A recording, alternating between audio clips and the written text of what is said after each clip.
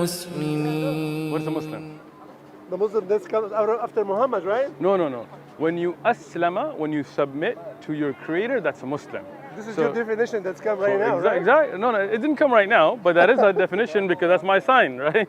So, for example, if I ask you, what's a Muslim, what will be your definition? Where did the word come from? I know it comes after Islam. You just make up the description. It doesn't, because the word linguistically, aslama, comes from the one who submits. It's not a Muhammadan, right? Like Christianity, before Christ, there could be no Christianity, right? Abraham is a Muslim Of course he is. Yes, exactly. Adam is a Muslim. Everybody who submits their will to their creator is a Muslim. Like Abraham, who did he worship? God. Exactly. Did he worship Jesus? No, just God. Right. Just God. So God that's what equals Muslims. Jesus. If God equals Jesus, then why did Abraham not worship Jesus? What did Jesus say in the Bible? All right, got you. Run. I just wanted to stop by. And Nice. So what do you? I've been interested. What do you believe now? Do you believe in God? I don't believe in anything. All right. I'm undecided. You're open. I'm not against anything. Nice. I'm not for anything. That's great. I'm collecting information. Great. So we as Muslims believe in one God. What do you think about that? I wouldn't have any basis to have any thoughts. To me, it's like I wouldn't. What I believe is sort of like I wouldn't have knowledge to know what is true. I wouldn't have I don't have the information of like who created this world. Right. But okay. So first thing is there a creator? Like, do you think this world came by itself? Because let's think of this. If we think of it through a scientific lens, right? Let's look at. I'm with it. No one can explain that. Exactly. No one can explain that. So that lens doesn't work. So agreed. It's not. It's more like it doesn't give the whole story, right? So I agree 100%. So basically, science is just observing what's going on, putting out theories, hypotheses. I got you on that one, right? None of us can observe where we came from, right? So let's leave that aside. Now, let's just use basic human logic, right? We're not talking about philosophy, just your basic human logic, right? I have a phone here, right? Would you believe me that this came by itself? Nobody created it. I mean, well, actually, I will say one thing. I think that the patterns of like the universe can make some really complex things. Like you see some, I guess, rocks or some stuff. Sure, complicated rocks, no problem. Intricate, you know. But let's leave rocks and the universe out of it. Let's just take this. Okay, so now this is a phone.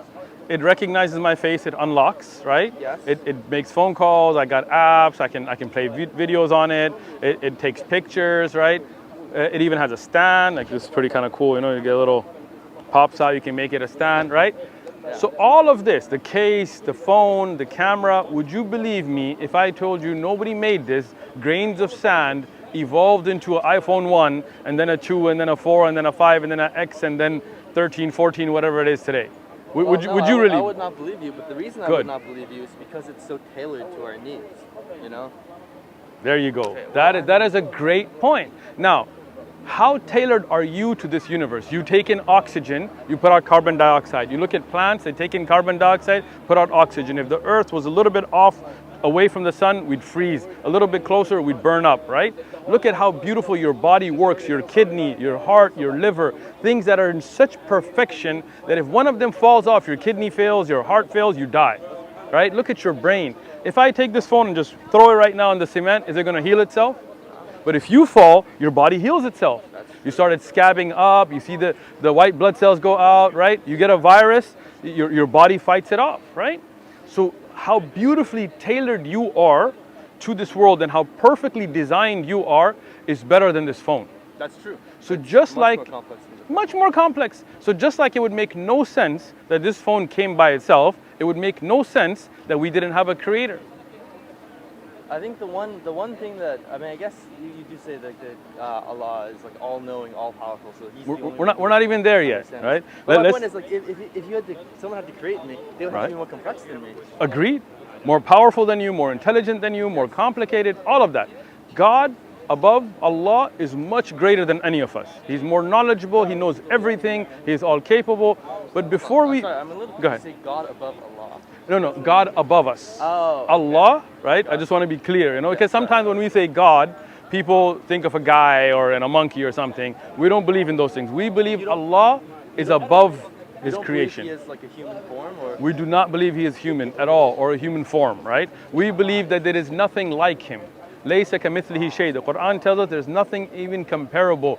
God above Allah, the God that's above, is so amazing and so great that we don't even give an image. We don't make paintings, right? We don't put little statues on walls. We don't go and worship idols. We believe that Creator is so great in this world we can't even look at him. But after you die and you go to heaven, or may Allah take us all to heaven, right? Then you can see your Creator there, Allah, right? So, but let's take it in steps. The first thing, I think me and you do agree now, that as the phone is perfectly tailored to our needs and cannot have come by accident by itself, the human is more complex and more tailored to perfection and cannot have come by itself. We agree on that? Well, the thing is, I don't agree on the fact that we could not have come from what was directly before us. Okay. But that chains all the way back. Exactly. That's the one thing. But can something come from nothing? Because you say, can we have come from that? Well, I think it makes sense if we had come from a monkey, right? That would make sense. How would that make sense? We are very complex, but the monkey is also very complex. So is a dog. Turn into us. Right? Maybe not too much of a step. But think about that, right? Where did the monkey come from? I know. See, that's what I was getting at. It has to come back to somewhere. So now, when it has to come back to something or someone or some creator, right? There is in the end a creator, right? It didn't just come out of nowhere, right? Nothing cannot bring something, right? So we believe that the creator has always been there, right? And he will always be there. And he is the one that created all of us in the universe and everything there is, right? And he sent us guidance. He didn't just leave us without instructions, right? So he sent us prophets like Abraham and Moses and Jesus and Muhammad, peace be upon them, which makes sense, right? Because if you create something, you're going to give some kind of guidance how to use it, right? How it should be, like for example, if you design a new type of a car, well, you're gonna have a user manual. Any car you buy is gonna have a manual, right? What you should do, like for example, if you didn't know, and you instead of putting gas in the car, you were putting soda, right? You're gonna mess up your engine. So the car manual is gonna tell you, hey, you gotta put octane 87, 91, whatever, right? It's gonna clarify those issues. You gotta get your oil changed every these many miles. So our Creator created us, and He told us when you should pray, when you should fast, shouldn't kill, shouldn't steal, shouldn't rob, how to live in harmony. What are the rules and regulations of society? That's what our Creator sent us as guidance. And you have it in your hand, the Quran, right? Yeah. So now, it does make sense that something had to have started creation, right? And it does make sense that Creator would send guidance in the form of books and prophets and stuff, right? Just like you said you would if you created something, right? And as you said, the Creator would be more intelligent than us. Of course. Right? So, if you believe there is a Creator, because as you said, it had to have started somewhere, and you believe that Creator sent prophets as guidance, and that's the basics of the Muslim belief. Give him, guys, give him. Yeah? That is the basics of the Muslim belief. We believe that there is one Creator. We call Him Allah, but we call Him by many other names. Ar-Rahman, the most merciful. Ar-Rahim, the especially merciful. Al-Mutakabbir, Al-Jabbar, Al-Wudud, the most loving, the most powerful. Al-Qawi, Al-Qadir, the one who's strongest, the one who's capable of doing everything. We know Him through many, many names, right? So now, when you know there is a Creator, and you know that people have called Him by different names in different languages, but that same Creator is the one that sent Abraham, that sent Moses, that sent Jesus, that sent Muhammad, and so on, right? Allahu Akbar! Right?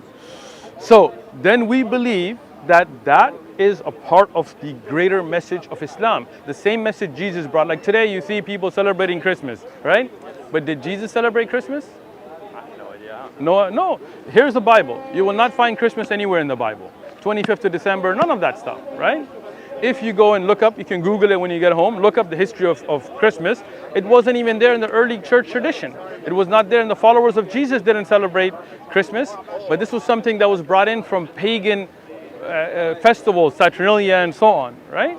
So Islam is that true religion. That religion that Abraham, Moses, Jesus, Muhammad, all of them followed. That's the original religion. What do you think about that? And the idea is that the other religions came from being lost in translation. Exactly. Meaning the same Creator gave the message to Jesus, but Jesus never said, worship me. right? But after Jesus' time on earth, when he's taken back by Allah, then people started to worship Jesus. They changed the religion. They started to bring Christmas and Easter and Santa Claus and all this nonsense of having statues. Look at the commandments, right? The first commandment, hear, O Israel, your Lord is one. And that's what we say. قُلْ هُوَ اللَّهُ أَحَدٌ, right? And then it tells us that you shall not worship idols, right? That's the second commandment. But what happens when you go to church today? You see idols. Catholics have, idols of saints. You go to even a Christian church, you'll see Jesus and, some white guy, on a cross and so on. And they're like, that's God, making idols and worshiping it, when that's not what Jesus taught, right? Do you think Jesus ever went around telling his disciples, go make a statue of me? I have no idea. Never, right? So, basic idea. One creator, right? Who's not a man, he's not a woman, not a human. He's the one that created everything. Like you said, had to have begun somewhere, right? And that creator sent us prophets, Abraham, Moses, Jesus, Muhammad, to bring us a message to let us know how we should live. Make sense? Yes. All right, that's it, man. Well, That's the basic of the Muslim belief. You're there. Read it. You've got our card. When you're ready, come back. We'll do your shahada, inshallah. Barakallah feekum. Have a good one. MashaAllah, brothers.